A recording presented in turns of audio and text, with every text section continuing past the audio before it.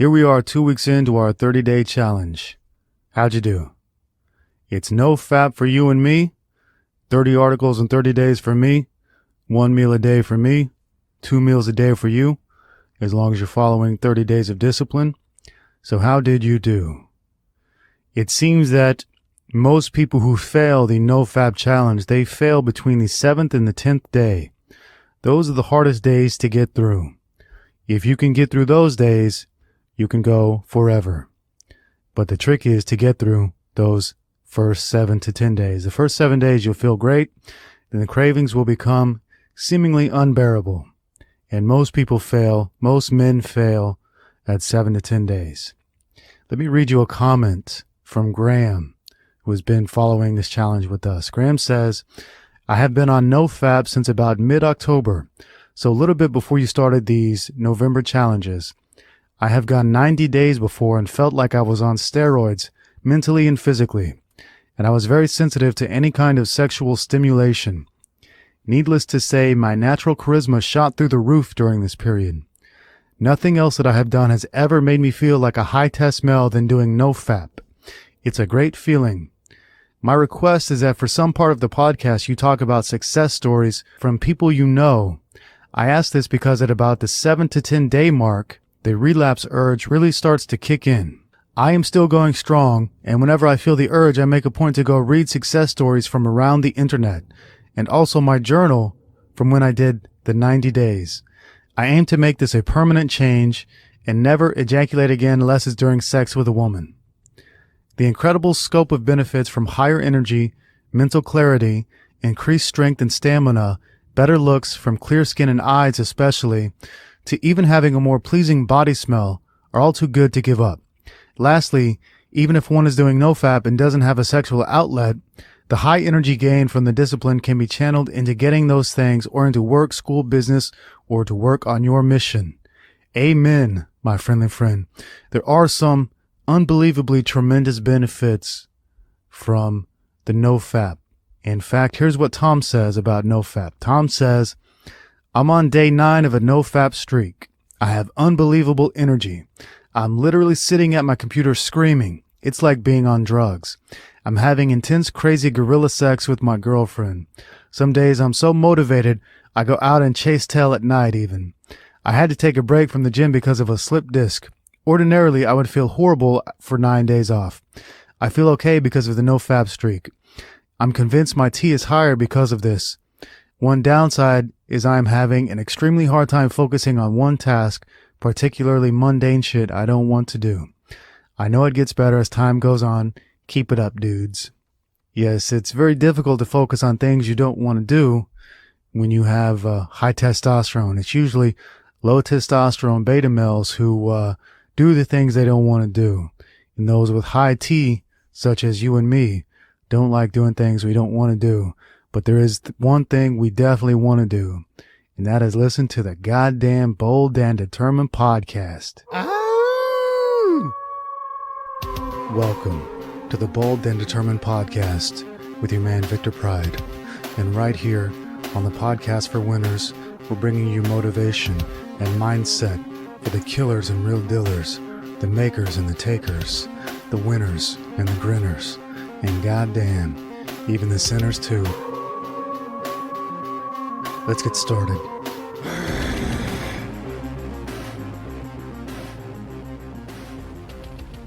Hello, my friendly friends.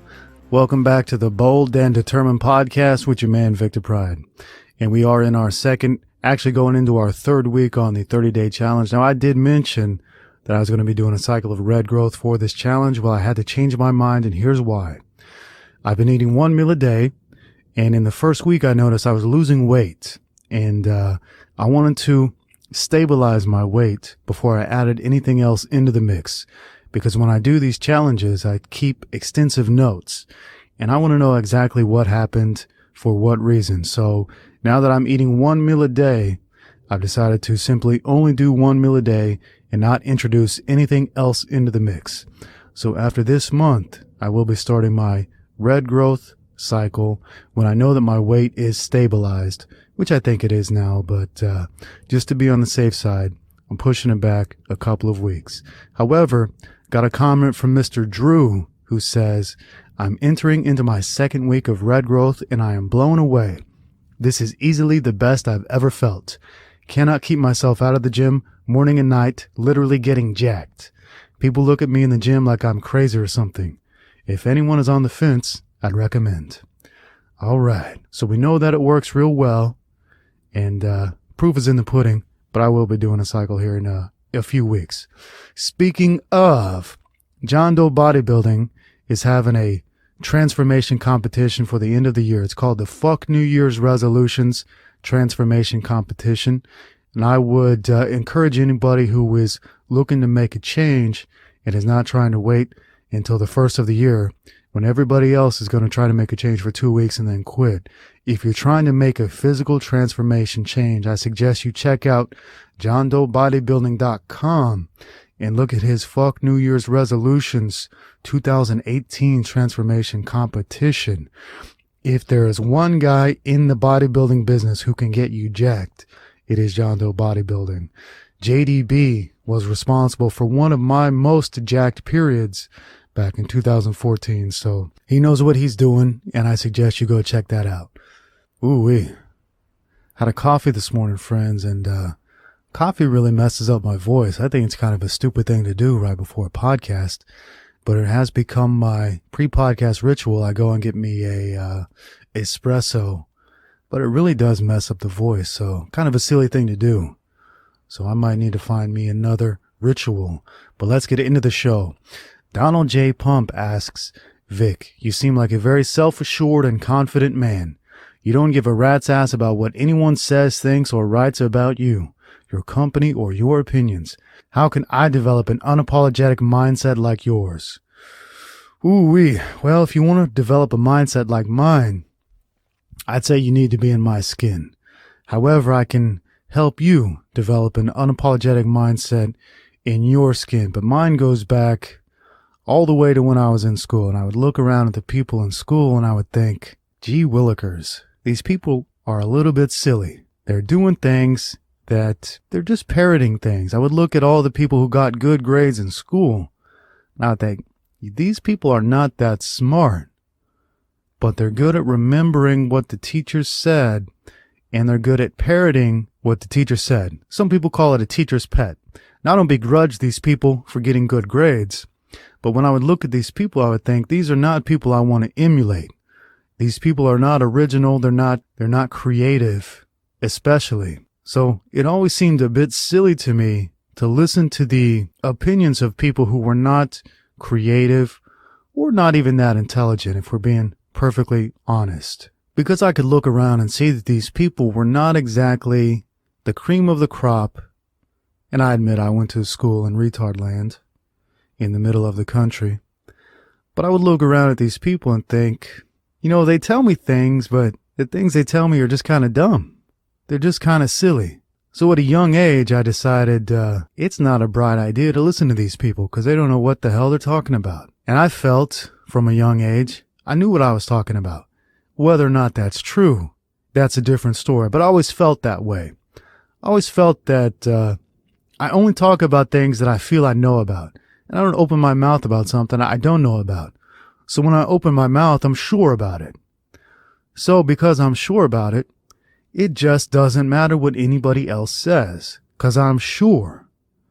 The only reason you would change your mind or mold your opinion to fit somebody else is if you were not sure about it. And I would look around and see that most people were not sure about anything unless there was a general consensus on it. But I found that everything we have a general consensus about, well, goddamn, it's usually wrong. It's usually the opposite of what actually gets you what you want, which is success or women or freedom. Listen, the way they tell you to get women, be nice, buy her flowers, be a real good guy. Hey, that's a real great way to get shit on, but that's not a real great way to get some pooty. They tell you the way to be successful is to do real good in high school and get real good grades so you can go to a real good college. But then I look at all the people who went to college, they're struggling in debt, working jobs they hate under fluorescent lights. And all the people who actually got rich are college dropouts who did it their own way. So it's like the crabs in the bucket. When you cook a bunch of crabs in a bucket, one crab is going to try and crawl out to get out of the boiling water, but the other crabs are going to pull them right back down into the boiling bucket. People are a lot like the crabs in the bucket. You try to get out, they're going to try and pull you back in because it's not that they're bad people, but it's human nature. It's human nature to pull you back down to where they are and be comfortable in the consensus. But I was never comfortable in the consensus. The consensus never made sense to me. It always seemed like a silly thing to do. Now, I can admit that I'm not a normal average person. Most people I run into value the consensus, and I never did. And because of that, I've been able to achieve the three things that every man wants, which is success, women, and freedom. And everybody who follows the consensus doesn't. I see results from doing the exact opposite of what people say to do. So what person in their right mind, knowing that you get results from doing the opposite, would turn around and do what they say, knowing that you're not going to get results? So it's really not about an unapologetic mindset, because there's nothing to apologize for. You want something, you got to do the things that are going to get it. And following the consensus is the exact opposite way of getting what you want. People talk about being unapologetic, but I see people apologize all the time, and I think, why? Why are you apologizing? For what? People apologize for nothing, for nonsense. People will apologize for walking. They'll walk by you and say, oh, I'm sorry. For what? For walking by? What are you apologizing for? There's no need for apologies. Listen, go spit in somebody's face and say, gosh, I'm sorry. I didn't mean to do that. It was an accident. But don't apologize for walking down the street or walking in front of somebody. If you got to get from A to B, you got to walk there to get there. Don't apologize for walking from A to B. If you're here and you want to get there, there's only one way to get there. Walk there. Do it. Don't apologize for it, because there's no need for apologies. There's no need. You ask me how to be unapologetic. I ask you, why be apologetic in the first place? For what good does it serve for apologizing from walking from A to B? Don't apologize, because there's no reason to apologize. Don't listen to the consensus unless you want what the consensus has. And I never did. And that's that. Delroy asks, is it just me, or is homosexuality on the rise? I've witnessed 3 people in my personal life transform from men with normal drives for women in high school to bisexual, queer, and transsexual in their mid-20s. I used to think sexuality was determined by 18 or so. Now I'm not so sure. Yeah, it does seem to be on the rise, doesn't it? Good golly. What is the reason for this? Well, I think we can come up with a couple of reasons. Number one, there are estrogenic compounds poisoning us and estrogenizing us. We could look around and see that men are much lower in testosterone than they used to be, and women are much higher. Now, because of these estrogenic compounds in the food, in the water, in the air, in the everywhere, in the clothes we wear, in everything, it is serving to estrogenize us. On the other hand, because of our desperate attempts at quote-unquote female rights, when, let's be real, females always had rights in the West. We've never been oppressors of women. The media and the powers that be have convinced the women that they were oppressed by having children and letting their husband take care of them while they just stayed at home. Now they get to stop being oppressed and go to work like the rest of us. Yay! Isn't work so great? Did you get to spend 50 hours a week in a fluorescent office, being a slave to the office, being a slave to the boss, instead of taking care of your children, taking care of the house, and having a nice free life, free of stress? Good thing we liberated women from having to take care of children and take care of the house while the man went away to work and take care of all the bills. Now the woman gets to go to work too. Woo-wee. That worked out so well for everybody. In fact, it worked out so well that now most men can't find a girl to fuck. And because they can't find a girl to fuck, because all the women, you see, a man has to have a woman who is beneath him. A woman has to have a man who is above her. And because these women have such astronomical egos, because they think working is such a big deal, they can't find a man who is above them. So because they cannot find a man to marry, they can find a man to have a little fun with, but that man is having fun with a lot of different a lot of different females and doesn't want to settle down.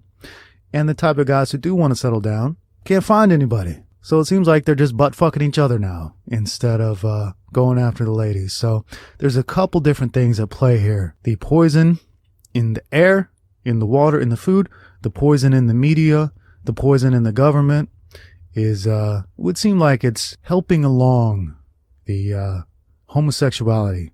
And it also seems like, it certainly does seem, friends, like they would like to decrease the population. And I'm only saying that because that's exactly what they said they want. And homosexuality, women's liberation, these are all great ways to lower the population. If you want to fight back, well, if you want to fight back, if you want to not be a victim to this anymore, it's really, really important to, well, we'll get to that. I know somebody asked a question like this, so we'll get to that. Let's move on. Alex asks, how can you reduce muscular tension? How can you fix muscular imbalances? How can you deal with scoliosis? Ooh, that was a mouthful.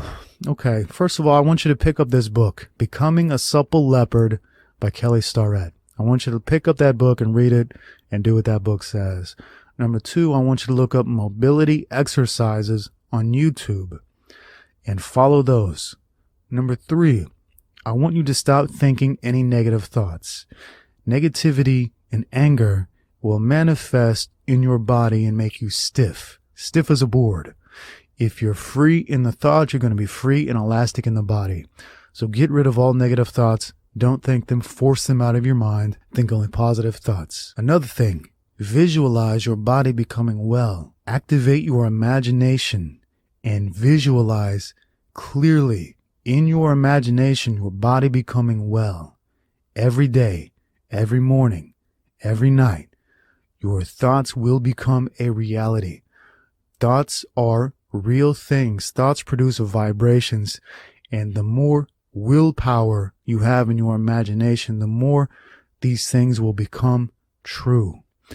Everything that ever happened in this world started with someone's imagination. You getting well is going to start with your imagination. So every day, in every way, I want you to start imagining yourself becoming well. Think it, and you will become it. John asks, how to discover my talents? Well, you should already know what your talents are. You should have known what your talents are by the time you were 12 years old. What are you good at? If you don't know what you're good at, how is anybody else going to point out what you're good at? That's kind of a silly thing to ask a stranger. What are you good at? That's what you're good at. What are you good at? That's what your talent is. Whatever you were born to do is what you're good at. Whatever you excel at already, that's what your talent is. I'll have an article coming out about this very soon, so be sure and check that. Octavio asks, have you read Do the Work by Steven Pressfield? I recommend it if you haven't. It's a book about overcoming our inner resistance and breaking the barriers we put up against ourselves. Yes, I've read the book. Pretty good. Couldn't finish it, but pretty good. I've got an article coming out soon that is called How to Overcome Writer's Block, which shows you how to do the work, as Steven Pressfield would say. And it's a lot easier than you think. Doing the work is not hard. The hard part is not doing the work. The hard part is committing to doing the work. Committing to doing the work is the hard part, because we all have that voice that says, that's good enough. You can quit. That's good enough. You can quit. Finish it later. Just quit now and finish it later. You have to not listen to that voice. That voice in the mind is a liar. The Buddhists always told us that the mind is a liar, and they were right. The mind will tell you, quit now. It's okay. Just do it later. Quit now. You got to say, no, I will not quit now. I will commit to doing the work. And once you commit to doing the work is easy. Doing the work is the easy part. The hard part is overcoming your mental resistance. Your mind, which is telling you, quit. That's the hard part, is not listening to your own mind, because your own mind is a real big liar. Cameron asks, do you regret your living it up period once you found success? Pride Mansion, partying, spending money? Do you need to have a period of this to get it out of your system? You know what? I think that everybody who went from nothing to something does have a period like that, where they just blow money left and right. They just don't care. They think, I'm going to make all this kind of money forever. and then they just shit out the money. So I think it happens to everybody. Do I regret it? No, I don't regret it. Everything you do is a learning experience. If you've never been through it, you don't know much about it. So it's a good thing to go through and realize the next time or every other day after that, you got to be smart with your money. You got to be real smart. You got to be even stingy with your money. You got to be real stingy with your money. You're not going to know that until you have a period where you just blow it all on nonsense. Damon asks, hey Vic, can you talk more about the benefits of getting used to doing what is hard and why we should train ourselves to do this? Well, everything that's good in this world came as a result of doing work. Everything that comes too easy is not important to us. Easy come, easy go, as Queen would say. And you don't appreciate something until you work for it, until you work hard for it. And you just feel better about all things when you work hard. You don't feel good about your day unless you did a lot of work, cooked your own food, did some sort of exercise, did something good for people. You don't feel good doing nothing. You never feel good getting nothing for something. That's why people who win the lottery always go broke within a few years, because they don't appreciate it. And appreciation/gratitude is a very important part of life. Without it, life is not so pleasant. As Juvenal would say, luxury is more ruthless than war. Stan asks, what are your views on deviated septum surgery? Also, have you ever had any surgeries, and what was your experience like? I don't have any views on deviated septum surgery. I did have surgery on my hand when I broke it in Vietnam, and my experience was nothing. I went in, I had surgery. When I woke up from the surgery, I couldn't feel my hand, so I would bang it on the gurney and laugh because I couldn't feel it because I was still loopy from the whatever drugs they gave me, which I don't recommend you do. If you get surgery on your hand because it's broken, they put a pin in it. Don't swing the damn thing against the wall because it's funny. Bradia asks, what's your thoughts on swimming in lakes in winter and rolling in snow? When I was in Russia, I was suggested this, and it was a great experience, and it cleared my mind. My heart felt better, my skin felt better, my breathing improved. Is this something you've done before? Is this something you try as winter is just around the corner in your country? You know what? That sounds like a lot of great fun. That sounds like something wonderful to do. I've never done it myself, but that sounds like a real great challenge. I do take cold showers, which doesn't quite compare, but it's a little bit close. And cold showers give me a lot of those same benefits, but that sounds like a real nice challenge. And if it gets cold enough, and it has started getting cold in the past 2 days, I might find me a lake or a river to jump in and freeze my balls off, and that's that. Hassan asks, does Red Supplements plan on releasing a multivitamin, probiotics, or a non-stimulant fat burner? No, not in the near future we don't. If you guys have something you want to see from Red Supplements, do let me know in the comments. We've got a new a testosterone booster coming out real soon, and I'll keep you informed about that. We are thinking about CBD oil, but I still haven't tried it yet, so I don't know about that. But whatever else you want to see in the lineup of Red Supplements, leave a comment, let me know. We'll see if we can make it happen. Ted asks, Victor, what are your thoughts on fighting astral enemies, people who attack you during sleep? How can we protect ourselves from these entities? All right, the way you can protect yourself from astral enemies, astral travelers attacking you during your sleep, is to have a good, positive mindset. These things always come at you when you're negative, when you're experiencing negativity and stress and depression and sadness and anger and all this stuff. That's when you are open for attack. When you're happy and pleasant and your mood is bright, these things have no energy to feed off. These things have to be invited in like vampires. And the way that they're invited in is with your bad energy. They feed on bad energy. They feed on negative energy. If you don't have negative energy to feed on, they will die. But if you have negative energy to feed on, they will feed on it, and they will grow and get bigger and stronger, and they won't leave you alone. So the best thing to do is to force all negative thoughts out of your mind. You have full control of everything you think, of everything that pops in your mind. I told you the mind is a liar. And you can choose to not listen, or you can choose to force yourself. When you get a negative thought, force yourself to think something positive instead. Make yourself be better. Make yourself be better. And when you make yourself be better, nothing can hurt you. Benjamin asks, Vic, what's the truth regarding cholesterol? The truth about cholesterol is that the people who eat the highest amount of cholesterol live the longest, and the people who don't eat cholesterol die the fastest. Everything they told you about eating cholesterol is a lie. Cholesterol is a building block of health.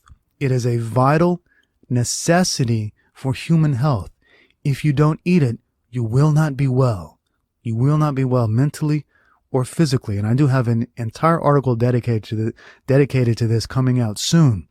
But know this, cholesterol and saturated fat are vital to your health. If you don't eat them, you will not be well. Did you ever see a vegan who looked healthy? Did you ever see a vegan who was mentally well? No, never, because they're not eating cholesterol. When people go to their doctor, do you know what the symptom of high cholesterol is? Feeling good. People who have high cholesterol from eating bacon and eggs every morning for breakfast feel good. Then the doctor does a blood test and says, you've got high cholesterol. You got to cut out the bacon and eggs, and you got to start eating oatmeal and asparagus. And then they start to feel like shit. They start to get sick. They start to get worse. They start to die early. You should never ever listen to them who tell you don't eat cholesterol. You must eat cholesterol to be healthy. It's as simple as that. Jay asks, we know you like beef. Do you eat chicken? Never see chicken mentioned in your articles or hear you talk about it with the carnivore diet. For sure eggs, but I mean chicken meat. No, I pretty much never ever eat chicken because beef is just your number one. Red meat is your number one health and wellness supplement. Chicken doesn't have enough fat, and it doesn't have a good omega-3 to omega-6 ratio. Beef has the best omega-3 to omega-6 fatty acid ratio, and that is why it's the best meat to eat. Red meat is the winner. Red meat is what leaves you satisfied. Chicken doesn't leave you satisfied. Chicken is good here and there, but as a general staple, don't like chicken, don't care for it, beef is the winner. Joel asks, do you eat dairy products like cheese and butter? If so, how often? Oh, you bet. I eat butter nearly every single day. I even bought some raw butter. Costs $15 for a pound of raw butter, raw unpasteurized butter, but it is delicious. And I eat it every day. I eat cheese every now and again. I do like cheese a lot, but I've been eating one meal a day. And I've been getting so full from the meat that I don't have any room to eat any cheese. So yes, I'm a great big fan of butter and a pretty good fan of cheese. Michael asks, hey Vic, curious what your thoughts are on lifting being more than just a way to look good and feel good. Sometimes I feel as if the iron speaks to me. I know it's not like that for everyone, but for us, true Ronin and Shogun, I feel we have a special connection with the weights. Whenever I am feeling down, the iron is always there. It doesn't take days off. It is true to its word. Oh, you bet. In our world, because we don't hunt anymore, we don't do anything physical anymore, the gym has become our temple. So it's much more than just looking good and pumping up for the girls. It's more than doing some curls for the girls. It's more than getting yourself a six-pack for the beach. It's our temple. It is our, good golly, it's so very important. It's so vital to get in the gym and pump iron. Like I said, we're not hunting anymore. We're not living in the wild anymore. Everything like that has been taken from us. We've got to do these things to keep our sanity and keep our spiritual health. So lifting, people have the wrong idea about lifting weights. They think it's all about looking good and this or that, when in reality, it's like going to church and keeping your spirituality in check. It always makes you feel better when you're down. When you're down, go to the gym, pump some iron. You will feel better. It is like medicine. Spiritual medicine. That's what the gym is. It's not a damn thing to do with looking good or getting strong. It's spiritual medicine. Raymer asks, whatever happened to the red supplements protein powder? Well, we sold out of it and we never reordered it because number one, it was not a great big seller. Number two, I really recommend that you eat food rather than taking a protein supplement. Beef is going to be your greatest protein supplement, and protein powder, it's inferior. Now, even though I could sell it and make money, it's inferior to food. It's inferior to steak and eggs. So I'd rather see you eat steak and eggs and save a little money to buy something that works much better than protein powder, something like Red Growth, which actually will put muscle on you, whereas protein powder, it doesn't put muscle on you. It just doesn't. Food works better, and then after you get your food and get your supplements that actually work, like Red Growth. Joseph asks, what are your views on Joe Rogan? He seems to smoke a lot of marijuana. You know, there's a lot I could say about Joe Rogan. Joe Rogan is somebody with an iron discipline, an iron will, and a very strong constitution.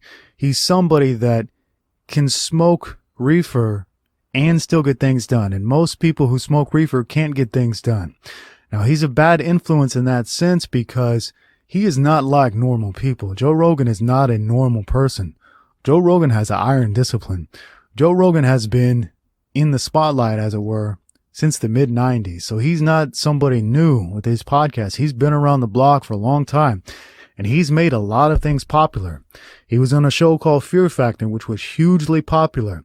He's a commentator for the UFC, which is hugely popular. He has the #1 podcast of all time, which is hugely popular. He's a stand-up comedian and probably directly responsible for the resurgence of comedy. He is probably responsible for the popularity of Brazilian Jiu-Jitsu. He is not a normal person in the slightest sense. But because he doesn't understand that he's not a normal person, he's got a superior constitution. He's a big proponent of smoking reefer. And a lot of people who watch his show are not like him. They watch his show, they smoke reefer, they get into it, and then they stop living their life. They stop doing a lot of these things that they should be doing. They're not out getting after it. They're smoking reefer. And you can look at the comments on his YouTube videos to see all the people who just smoke reefer and do nothing and watch his show. So he's a bad influence in that regard, because he is convincing people that it's okay to smoke reefer.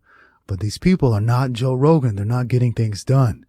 They are throwing their life away for little Mary Jane. That's that about Joe Rogan. Not a normal person. A drug addict, of course, doesn't really understand that he's a drug addict, but he's a functioning drug addict. And he's a very high functioning drug addict. Very, very high. Well, ha. A very high functioning drug addict. That's Joe Rogan. Michael asks, men are funny and women are not. The funniest people are all men. What exactly is it about men that makes them funny and women not funny? What is the purpose of men being funny and women not being funny? Is it simply to attract a woman?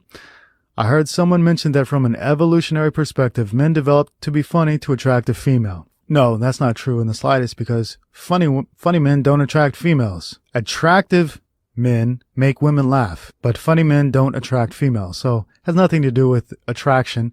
The funniest men I know are all involuntarily celibate, can't get a woman, and develop a sense of humor probably because of that. And the more women you get, the less funny you become. The more women you get, the less funny you are. So this evolutionary perspective, all this evolutionary perspective stuff is always wrong. It's never correct. It's never the reality. The reality is men and women are not equal.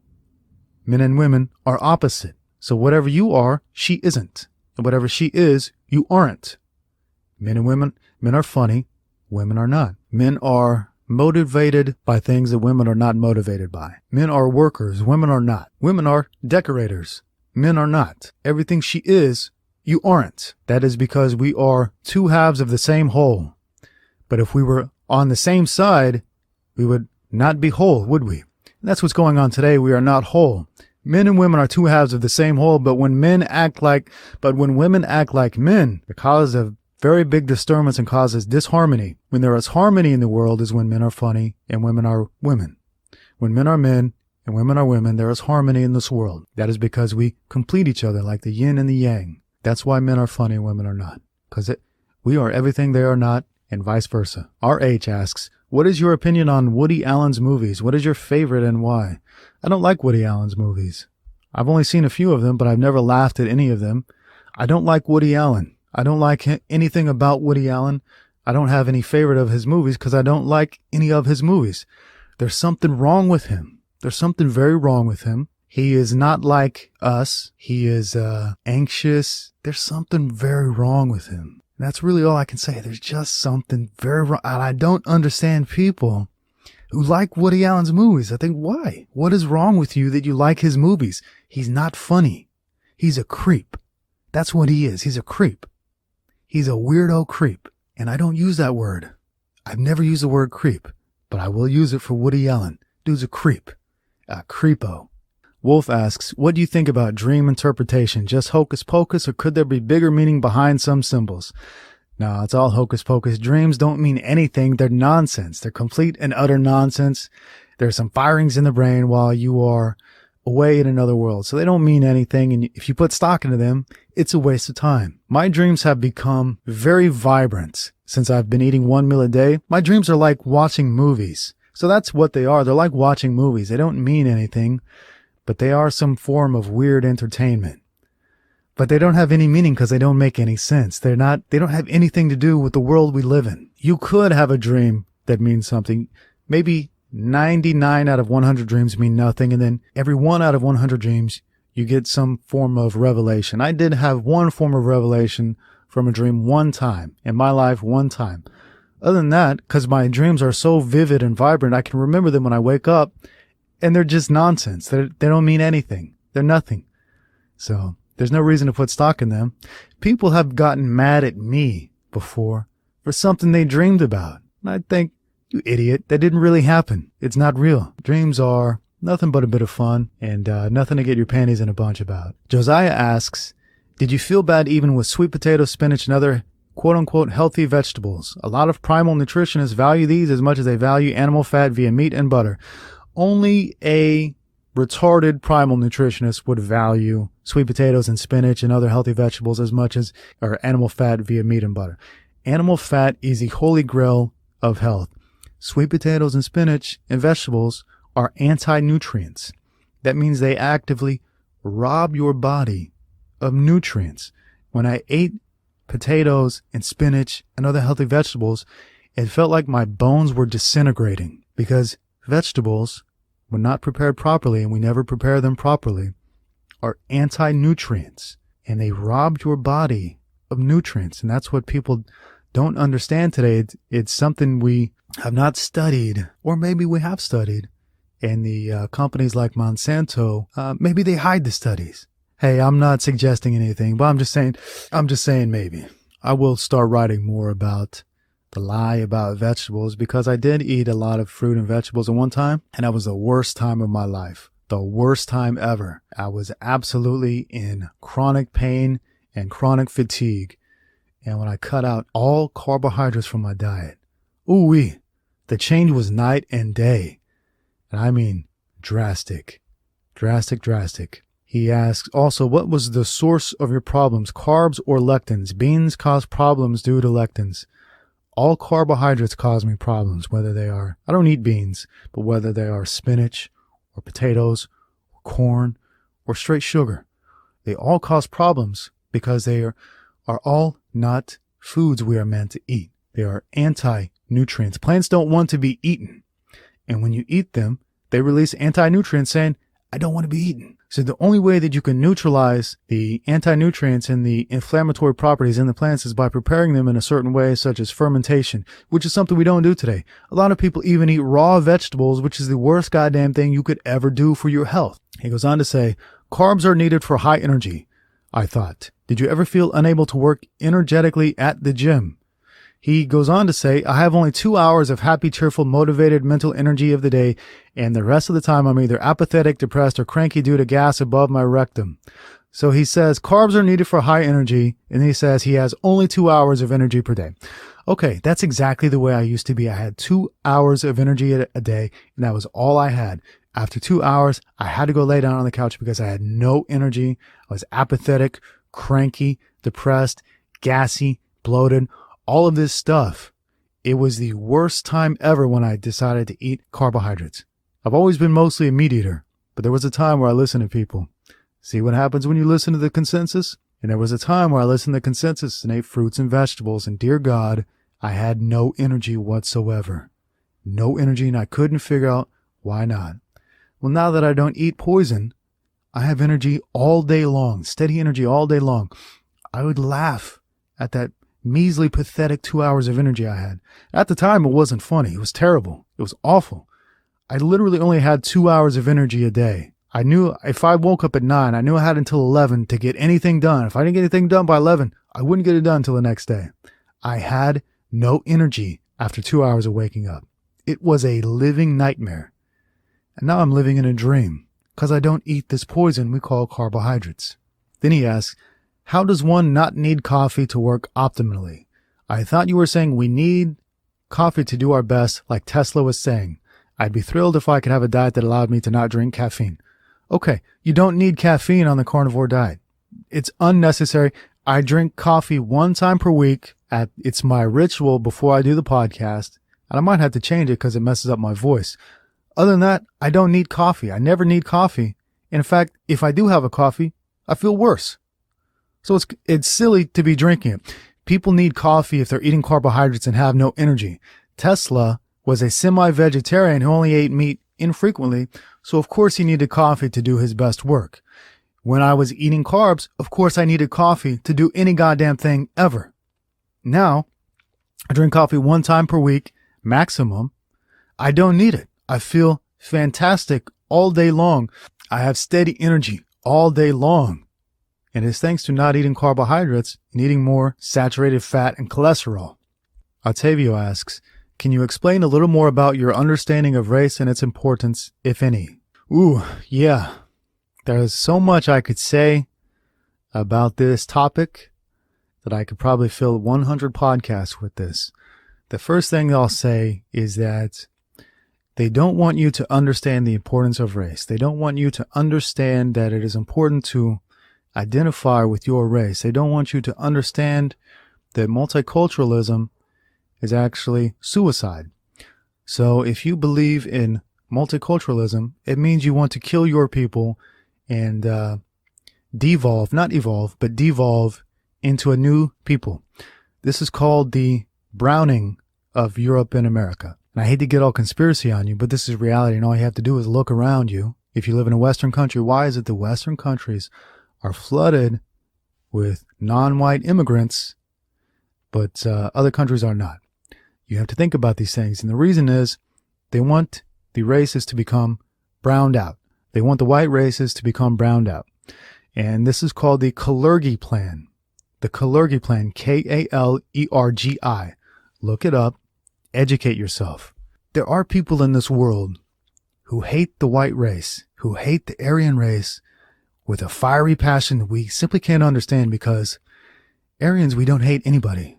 We don't. It's all been a lie that they have projected onto us. We don't hate anybody. We just don't. We don't care. So they project this lie that we think we're the master race and we hate all other races and we're such races. It isn't true. It's not true. It's a projection by other people. Their projection causes us to feel white guilt and to actively participate in our own suicide. So what's happening in the West is the suicide of the West. The West is great because of the people. Biology is destiny. Biology is why you have countries the way they are. It's the people that make the countries. It's not the government that makes the countries. It's not the ideals. It's not the culture. It's the biology. It's the people. Countries are the way they are because of the people who live there. If you change that, you change everything about those countries. So why are white countries the best countries to live in, where everybody wants to go and live in? It's because the people made them great. When you change the people, you change those countries. So all of our countries are committing suicide by listening to multiculturalism. It's very important to understand that your race is your birthright. Whatever you are, you must be proud of it. If you're black, be proud of it. If you're Mexican, be proud of it. If you're white, be proud of it. But you must not commit suicide. It's so very important to understand the importance of your race, because other people in this world absolutely do understand the importance of race. Those people would like to see the white race disappear. And that's what's happening. Look at the Kalergi Plan. K-A-L-E-R-G-I. Google it. Educate yourself. He goes on to ask, how do you know how the animal was killed or if it was mercifully killed? Well, the way that you can know is to simply not buy stuff at your local large supermarkets. Now, if you're not in America, you might have a different slaughterhouse culture in your country, but in America, the animals are killed in a very torturous manner, in a very bad manner. They're kept confined in terrible animal prisons, and they're killed in a very violent and sadistic way. This gives you bad karma when you eat it. So in America, it's important to buy your meat from a local farmer or a local rancher who slaughters the animals not with kindness, but with a quickness, and does not prolong their suffering, and lets them live a happy life rooting around in the grass or whatever it is they do, and then just take them out when the time is right. Conrad asks, does it matter where you purchase your domain from in regards to security and longevity? It can, because some people really hate GoDaddy.com. I'm one of those people. I would never purchase a domain name from GoDaddy.com ever again unless I had to. If you're a domain name investor, you will have to do business with GoDaddy because they are the number one. but they have taken domains from me that were worth over $10,000 before. So I personally hate GoDaddy with a fiery passion. I'd love to see them go down in flames. Would recommend you never use GoDaddy.com. That's just my opinion. Do whatever you like, but I hate them with a fiery passion. You know who's a really good one is InternetBS.com. I get a lot of domains from InternetBS.com, and also if you use badnet.com, you get a free domain name from Bluehost, and we've never had any problems with them. So those are two that are good. If you want a free domain name with your website, go to badnet.com, and we'll get that set up for you. Jorgen asks, you mentioned the term Kali Yuga, which means you must be a fan of Julius Evola. Could you go into how you apply his philosophy into your life and work? Okay, I've never heard of Julius Evola until I saw this comment. The Kali Yuga is something that predates Mr. Evola by quite a long time. The Kali Yuga is something discovered by the Indo-Aryans, which are white Indian people basically. And it is the last of 4 cycles of the earth. It is the dark time of the earth. But I did look at Mr. Evola, Julius Evola, and I like what I saw. So I'm going to read you a couple quotes from him, and let's go. The best and most authentic reaction against feminism and against every other female aberration should not be aimed at women as such, but at men instead. It should not be expected of women that they return to what they really are and thus reestablish the necessary inner and outer conditions for a reintegration of a superior race when men themselves retain only the semblance of true virility. Okay, that was kind of a tongue twister. What he means is that men today are not really men. Men today are not virile. So how can we expect women to be women when the men are not men? When the men are not virile, the women will be, because women are our opposites. And when men are weaklings, women will have to become strong to counteract that. So if we want women to be women again, men have to be strong. We must place the blame directly on our shoulders for being weak. And I'll be the first to admit we are weak. As men, we are weak. We are allowing women to be the leaders now. We're allowing them to dictate. When nature says man dictates, woman obeys. Now we're saying woman dictates, man obeys. And that's what's happening. So you must become a virile. You must become a real man if you want women to be women. He says, my principles are only those that, before the French Revolution, every well-born person considered sane and normal. He is so correct there that everything I'm telling you, friends, is what people 150, 200 years ago took as obvious. Today, we don't live in the obvious world. We live in the opposite of obvious. Everything they tell us is the opposite of obvious. It is the opposite of the truth. It is truth inverted is what we live in today. But a couple hundred years ago, they were not so stupid like we are today. He says, the Americans are the living refutation of the Cartesian axiom. I think, therefore I am. Americans do not think, yet they are. Ooh-wee. That is the quote that really hit home for me, because since I've been in America, that is what I've noticed, is that people here do not think. Their thinking is done for them by the news media. The news media tells them what to think, and they just repeat it. It's like living in the land of the mind snatchers.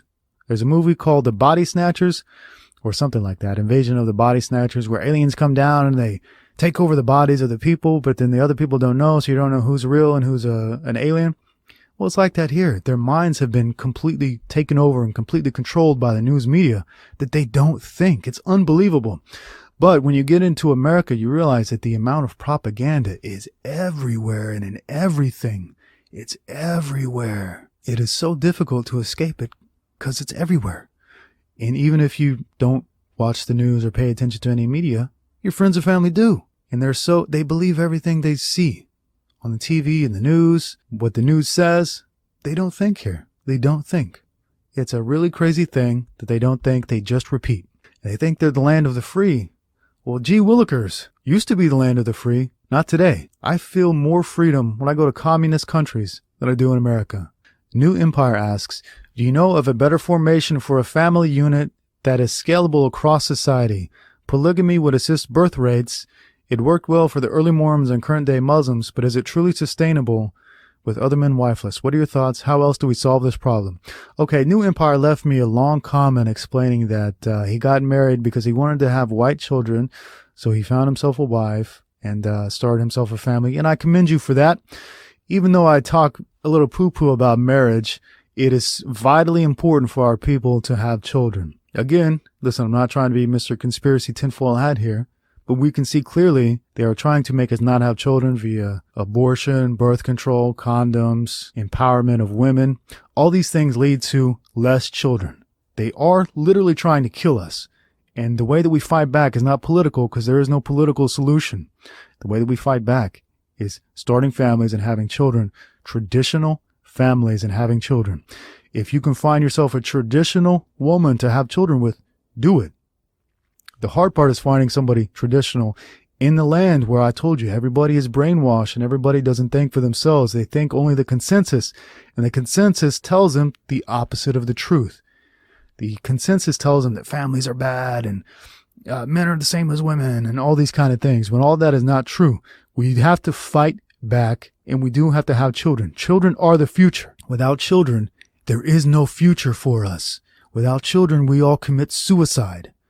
So it is vitally important that we do have children, and there is no other way to do this than basically your standard marriage and family unit.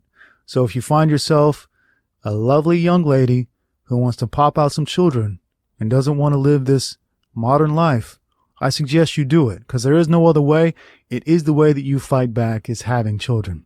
There is no sunshine without children in this world. It's vitally important for us to do that, and it took me a long time to figure that out.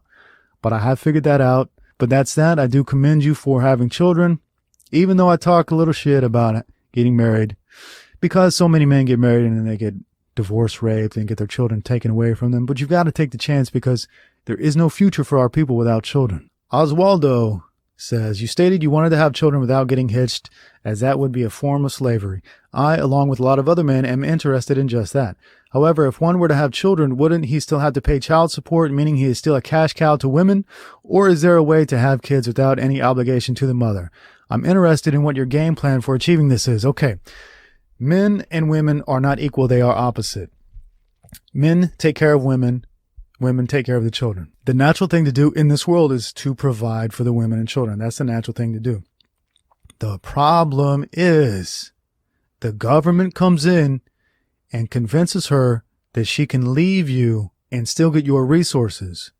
So she can leave you at any time and still get alimony and child support, and you could lose your children. You can lose your family. This is the problem. This is the big problem, is the government. It's not the women. It's the government.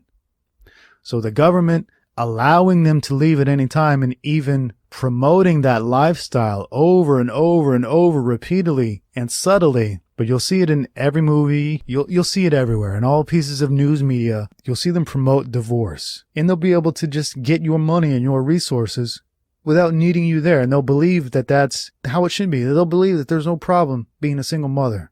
When, of course, look at all the prisoners in jail. All of them were the products of single mothers. So being a single mother is the worst thing a woman could ever do. It's the worst, most evil thing a woman could ever do. And our government promotes it. That should tell you one thing about why you should not listen to the consensus. Children need a mother and a father.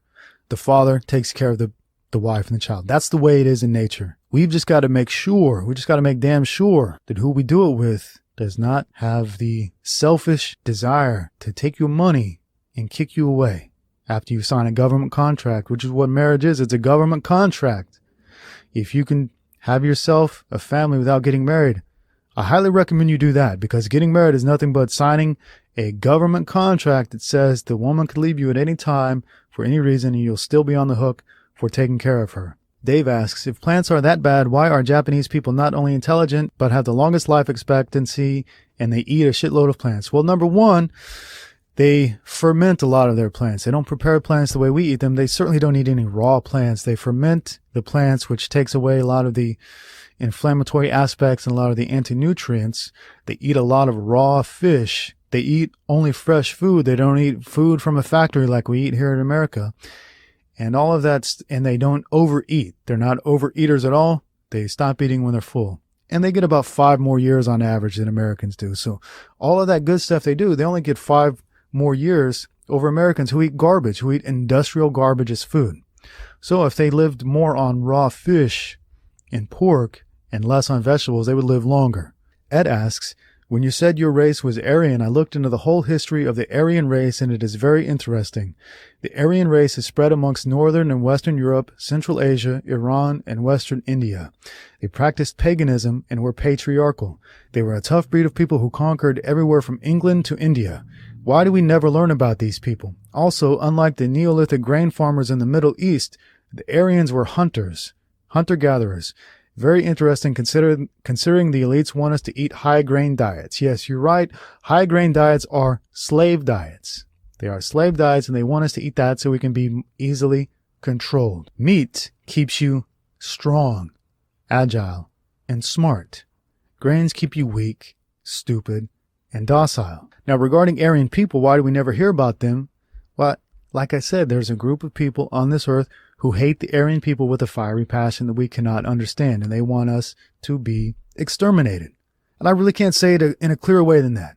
They want us to die. And when you look at the policies of the Western countries, flooding them with non-white immigrants, promoting sterilization of females, promoting abortion, promoting the dissolvance of the family, we can see that clearly. This is not happening in African countries. It's not happening in South America. It's not happening in Asia. It's only happening in white countries.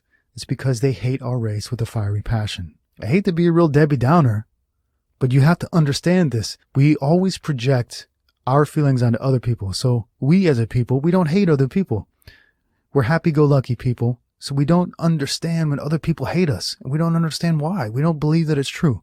But it is true. Here's a quote from Julius Evola. An Aryan mind has too much respect for other people, and its sense of its own dignity is too pronounced to allow it to impose its own ideas upon others, even when it knows that its ideas are correct. So the Aryan mind, it doesn't want to impose on other people. It wants other people to be able to do their own thing. What is happening is because of this, other people's wills are being imposed onto us, and they are teaching us to hate ourselves and to hate our ancestors and to despise our future and to not even want a future. They're leading us into suicide, and we have to resist. And the way that you resist, of course, is understanding the importance of your race, having pride in your race, and having children who look like you. And regarding eating grains, of course they want us to eat grains because the prey eats grains and the predator eats meat. If you listen to the advice of the predator, you will become the prey. They dumb you down by getting you to eat feed instead of food, plants instead of animals. In nature, plant eaters are always the prey, and all poor classes in the world live on grains or plants because they are slave food. In regarding the importance of understanding your race, it's important because very soon we're going to notice that there has been a massive transfer of wealth from the people who created it to non-whites over the next 50 years. There's going to be a massive transfer of wealth from us to them. And we're going to look back in total disbelief and wonder why we were so convinced that becoming a minority in our own homeland was some kind of strength. JP asks, you once wrote that we should ignore the news because most news deliver nothing but bad news, like corruption of a government official, stealing, killing. Yes, that makes sense just to ignore them altogether. But on the other hand, isn't it that the news is what will keep us informed? Just an example, it is what will inform us of a new modus operandi used by the criminals for their crime and how to avoid it. So while the news is mostly toxic, at some degree it can be useful for us. What do you think of this? No, I don't agree, because when we go out in the world, we see one thing. Then when we turn on the news, we see another. We always see death, destruction on the news. It is because the news exists to keep us in fear and to keep us divided, because if they can keep us in fear and keep us divided, they can easily conquer us. When we're afraid of everything, we are more docile. And Americans, more than anybody else anywhere in the world, live in a constant state of fear. And that's the number one thing I notice when I'm in America, is that we live in fear, constant fear. The news helps to do this. The news does not keep you informed. It keeps you enslaved in a mental prison. And even if you don't watch the news, your friends and family do. And I recommend you don't watch the news, but you can't get away from it because your friends and family live in that state of fear. And they're going to tell you everything that the news says. So once you educate yourself as to what's happening, you don't need to watch the news because you know what's happening. You know that they're telling lies to divide and conquer and eventually kill you. They've convinced all of us to live in a constant state of fear, mistrust, and isolation. They get us to trust the government and distrust our fellow people, when it should be the other way around. We should never trust the government. We should always trust our neighbor. We should always trust our people. We should never turn our backs on our own people. But that is the opposite of what we do in America. Jason asks, what advice should I give my 80-year-old grandfather to improve his health? He currently takes a bunch of medications and had a hip replacement surgery. He eats a normal balanced diet and is not overweight at all. There's nothing you can do to help your grandpa, because I've noticed this about old people. They believe in doctors. They believe that doctors are gods and that everything the doctor says is the truth. And if the doctor says eat margarine instead of butter, they're going to do it. If the doctor says take these pills, they're going to do it. And they're going to tell you, they're going to say, my mom lived to 100 years old. She never went to a doctor. She never took any medicine. She always ate bacon and eggs. And I feel terrible. I feel like I'm going to die way before my mom did. And I'm taking all these medicines from the doctor. And it's like, hey, grandma and grandpa, wake up. The doctors are feeding you poisons. Wake up. But they refuse to wake up. I see this even with my own grandma. She's always going to the doctor for some problem. And she just gets worse and worse. And her own mother lived on a farm, wouldn't even take an aspirin pill. It lived until she was 102. But these people, they won't listen. They simply won't listen. They've been brainwashed very heavily by the medical industry. They have forsaken their own survival instincts. And they're happy to die for their medicine. And there's really nothing you can do about it, except don't fall for the same lies yourself. We don't need all this medicine. There are different ways to make yourself healthy. The number one way you can make yourself healthy is with your food. Your food is your number one. Exercise, your number two.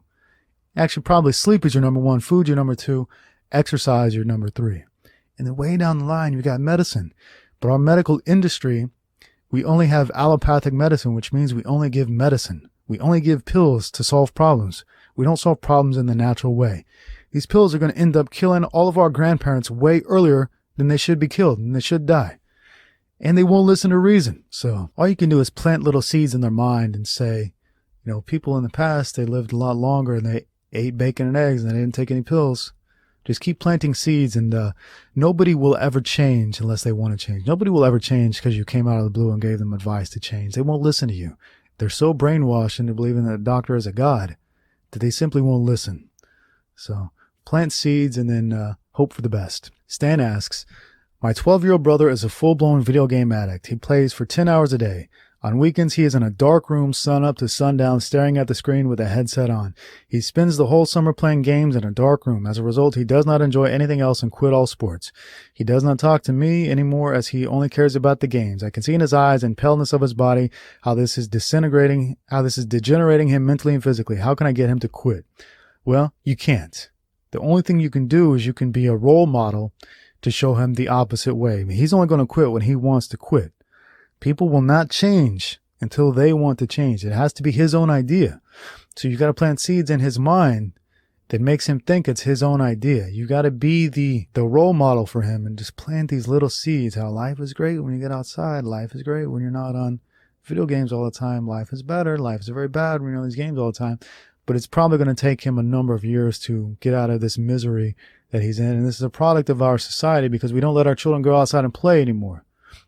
Because we live in a state of fear. We're afraid that something bad is going to happen if they go outside. So we put them in front of a TV or a computer or a game. And what happens is they turn into these fucking weirdos. These weirdos who live in a dark room all day, staring at screens and degenerating their bodies and their minds. It isn't your fault that your 12-year-old brother is like this, but it is the fault of your society, and especially of your parents who did let him go outside and who gave him this screen. I'll tell you what, friends, if you have children, don't give them a screen. Don't give them a computer. Don't give them a phone. Do not allow these things in your home. If you work online, put this stuff in your office and lock it up. Do not allow your children to be on this stuff because it will degenerate their bodies and their minds. Keep them away from this stuff. It is more addictive than sugar, more addictive than heroin, more addictive than anything you can think of. These computer games, the most addictive thing in the world. Keep them away from your children. Al asks, what are your thoughts on ADHD and how to manage it? I think it's very real and meds help. What are some ways you recommend to manage it? Okay, it is real. Meds don't help. The reason you have ADHD is because you're not eating the right diet. It's as simple as that. Diet fixes 99% of our problems. And ADHD, they're not eating the right diet, and they're not getting exercise. So children, of course, they don't want to pay attention in school. School is boring, and they're teaching them lies. Of course, they don't want to pay attention in school. Of course, they want to go outside and run around and play. Of course, they want to do anything else. School is not natural, and they're eating the wrong foods. They're eating carbohydrates. They're eating breakfast cereal, which is basically industrial waste produced in a factory and coated with sugar. If they're eating bacon and eggs, the right natural food, they would be much more calm and they would not be so agitated. Sugar is a drug. Sugar is a drug. They're eating these drugs and becoming agitated, causing ADHD. Stop giving them sugar and it goes away. Stop eating sugar yourself and ADHD goes away. I used to have ADHD too because I was eating plants instead of meat. When I changed from plants to meat, the clarity in my mind was unbelievable. I went from not being able to study anything to reading. I read probably 2 or 3 books a day. Not the whole books, but I read portions of 2 or 3 books every day. I've read so many books in the past few months from being on the carnivore diet that it's insane. And I have such mental stability and clarity that it's unbelievable. And it all comes from diet. Drugs don't help. They make you worse. Food helps. It makes you better. Eat the carnivore diet. Don't eat carbohydrates. Your ADHD will disappear. James asks, what will make a woman stay with you longer? I seem to hook up with women maybe a few times and they stop communicating. Is it just American women that are like this, or is there more I can do, such as becoming even more jacked and rich? I seem to overanalyze myself and consider that the other person may have issues. Okay, the other person does have issues, and getting more jacked and rich is not going to make any difference because in America, we have something called dating apps. And dating apps give women unlimited attention from men. So you're never going to be able to compete with others because they probably have 1,000 messages a day from other men who want to be with them. And women have something in the brain which is called hypergamy. Hypergamy makes them always want something better. Women want something better than them. They don't want something below them. And that doesn't mean you are below them. It just means in her mind, she thinks she can get something better. And it doesn't matter how good you are. She always thinks she can get something better because she constantly is told by our education system and our media that you can do better, you can do better, you can do better. That is constantly reinforced on her social media and her dating apps from 10 million men a day saying, hey, I love you. I'd love to do something for you. If you want a woman to stay with you, give her no other options. That's really the way it is. Women will only stay with you if you are the best option. And when she has 10 million options, you can never be the best option. So I know this is a non-answer, but it is an explanation as to why it is happening. Essentially, you have to be the very best she can get. That means you must date somebody who doesn't use dating apps or social media and doesn't go to clubs. If your wife has a Facebook, a cell phone, and goes out with her girlfriends, I can pretty much guarantee it's not going to work out too well for you. So you must not allow these things. And yes, I'm telling you, do not allow your woman to be on Facebook, to be on social media, to be on dating apps, to go to clubs. I would never allow this. And yes, I'm telling you, I would say, no, you are not allowed to do that. You must become a man if you want the woman to become a woman. You must become dominant and say what is accepted and what is not. Peter asks, I tried high fat and I feel oddly full, a bit nauseous, and not as satisfied as I was with carbs. Is this saying I'm not meant to eat high fat or that my body is not adjusting? No, it means that your body is adjusting. Everybody is meant to eat high fat. It is the building block of human health. And if you switch directly from high carbs to high fat, there's going to be an adjustment period because your body's not quite used to it yet. It just takes time to get used to. Then he says, have you noticed that liver energizes you? It's better than anything else. Yeah, liver is the holy grail of vitamins. It is the holy grail of vitamins. It is a very terrific source of vitamins. I eat liver every week, sometimes every day, but certainly every week I eat it. And it is the best nutritious food you can get that is full of the vitamins you need. William asks, I'm working extremely hard, 3 jobs to pull in money and using my 1 day off to pay for professional fitness related YouTube videos to be filmed so I can progress to freedom. Sometimes during my long days of working for other people, some days as long as 7 a.m. till midnight, I really have moments of emotion, finding it sometimes hard to see the bigger picture and where I'm headed, and get really angry or upset, even tearful at times, like the work just never ends. Does this ever happen to you along the way, and do you have any words on the subject? No, it never happened to me along the way because I never did that. You're paying for these professional YouTube videos because you want to be on YouTube. And to get there, you're working 7 days a week at other jobs, working for other people, working from 7 a.m. till midnight. I realized the futility of working for other people when I want to be working for myself, and I just quit and I went to work for myself. So, spending all of your time doing what you don't want to do so that you can do what you want to do doesn't make sense to me. If I want to do what I want to do, I just do what I want to do. I don't spend the time working these other jobs because it's silly.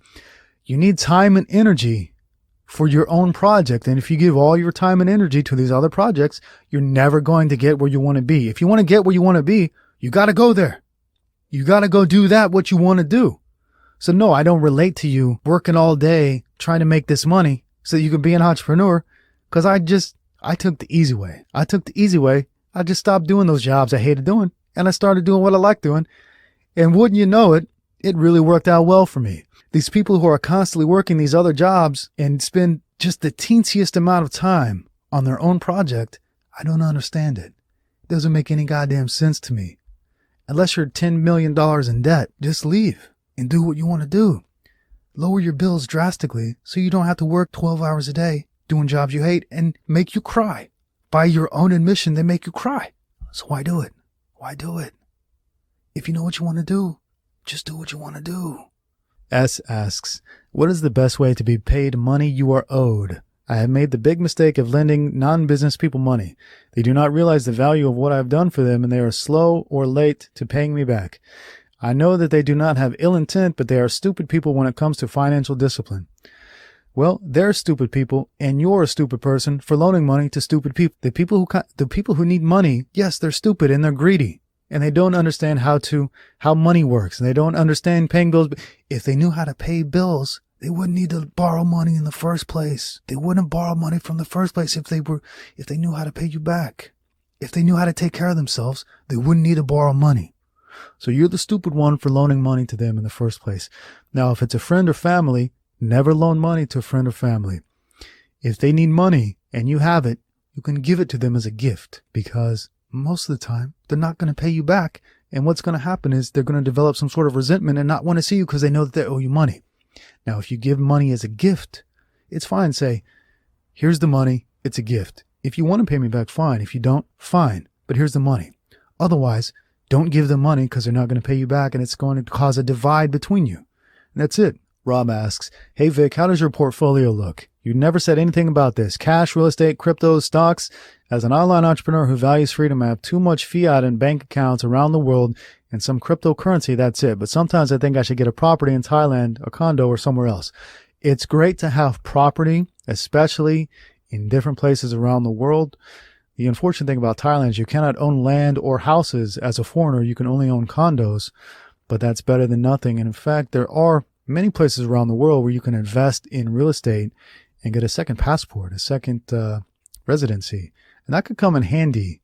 And that's something that I would recommend a lot of people look into. A lot of international travelers, especially if you're American, I would recommend investing in some other country somewhere in some real estate and getting yourself a second passport out of it. Regarding my portfolio, I'm not going to discuss that, and that's that. Horia asks, hi, Uncle Vic. When going on a carnivore diet, should you take supplements of vitamin C? Wouldn't a lack of vitamin C lead to scurvy?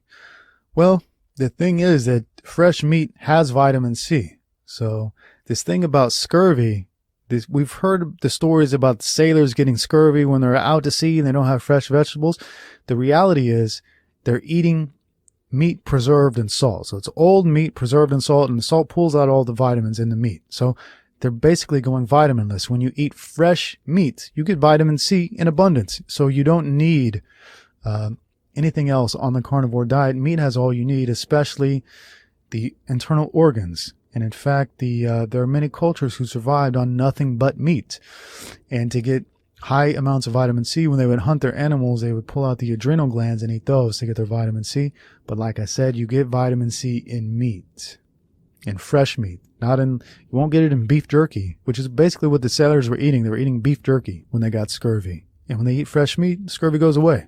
Jacob asks, I'm having a difficult time figuring out what type of business to start. I think at this point, I'm at the point to where I'd like to start a business that of course helps people and one that I feel satisfied with.